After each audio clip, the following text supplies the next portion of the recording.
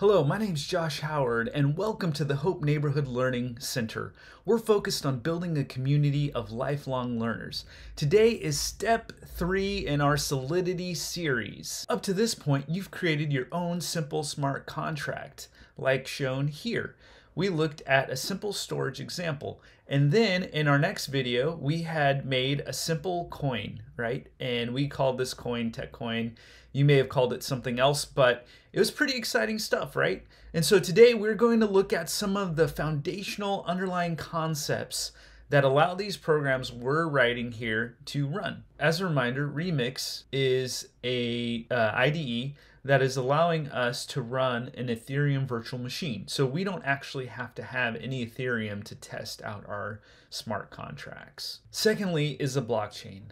I'm sure you've heard a lot about the blockchain. It's definitely a buzzword used all over the place. But the blockchain essentially is the platform that our smart contracts are running on. And we can actually take a view of the blockchain with a blockchain explorer. And so I have a blockchain explorer up here, and we can look at the blocks, how old it is, the transactions, and the miners on that block as well. The next key element are transactions. And so I'm going to go ahead and switch over to the transaction view, and I'll put a link in the description to etherscan.io, which is a blockchain explorer that allows us to look at everything on the Ethereum blockchain. And so each of these transactions that's made within our contract, if these contracts were real contracts actually deployed on the blockchain, would cost Ethereum to actually be executed. You can think of it as anytime work is being done on the blockchain, like a transaction's being recorded, it costs the network something. So this process would cost Ether to be completed. And every transaction is cryptographically signed, so that way no one is cheating the system. And so you can actually see over here the from and to for every single transaction that is occurred. So I'm going to scroll down a little bit, and this looks like a transfer from one address to another address. You can go through here and look at the various transactions that have occurred. Notice what block that's a part of, whose it's from, whose it's to, and the value, and then the transaction fees associated with it, which is related to gas prices. Let me move over here. So the transaction fees are the gas prices, which we'll talk about in a moment here. The fourth thing are blocks. You'll notice this column here where it lists all the blocks that these transactions are occurring. Blocks are essentially how each transaction is confirmed on the blockchain. And essentially it's a consensus of those participating on the blockchain, and those people that are participating on the blockchain or machines are called nodes. If there are two transactions that contradict each other, then the block will reject those transactions and revert, and nothing is written to the blockchain. The next element we need to consider here are accounts. And so in the Remix IDE, you've noticed that we have a series of about 10 accounts.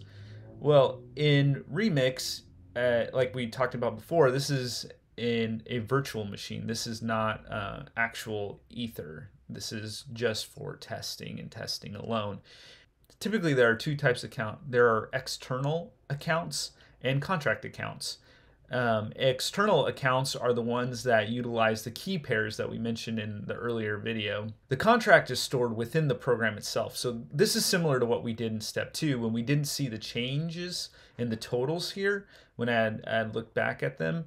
But instead, everything was stored within the contract itself. And so those were within the contract accounts. The second thing that we need to consider when we're working in the EVM or Ethereum virtual machine is that both accounts are treated the same. They're no different in this particular environment. Now, I suspect that that'll look different once we start to deploy a contract when we get later into the series. But for now, we're just going to treat them the same. So the third thing we need to consider here is the element way. What's way? Well, 1 ether is equal to 1 times 10 to the 18th way. And this will come into play when we begin to look at gas prices, which we briefly looked at when we were looking at the Ethereum Explorer over here. And the gas price is the price of the gas times the amount of gas used by that specific transaction in Ether. So on the Ether Explorer here, or Ethereum or Blockchain Explorer, we can see the typical gas prices with this gas tracker. So let's switch back to Remix and look at one of our contracts here. So according to the documentation, these transactions that occur from these smart contracts are essentially messages from one account to another. So if you recall, we were sending TechCoin from one address to another in this smart contract that we created. Gas, which we were just talking about, is essentially the method of managing the network workload. So how many messages or transactions that can occur at a time. So by requiring a processing fee, the network is able to maintain higher speeds. And like I showed you earlier on the transaction page, the amount of gas for that specific transaction was based on the cost or the price of gas at that time multiplied by the cost of gas used by that specific transaction. So this comes into play when you write your smart contracts, because we want to make sure that we're writing stuff super efficiently. So we're not requiring a lot of gas in order to complete that contract. Let's switch back over to Remix here. When working in the EVM, there are three main types of storage: storage, memory, and stack. And so we're going to take a deeper dive into each of these later, but the things we need to know right now is we want to keep a limited amount of data, as little as possible, in the storage category, because this is the most costly type of storage.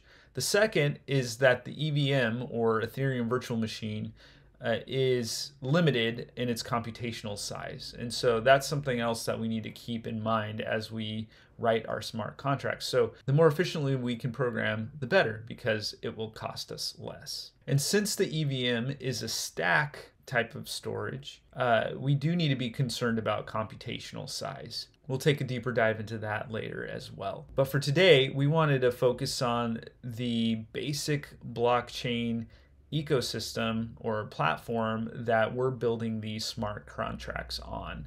And we'll take a deeper dive into all of that as time goes on, but we just need to start to familiarize with these sorts of things before we can continue.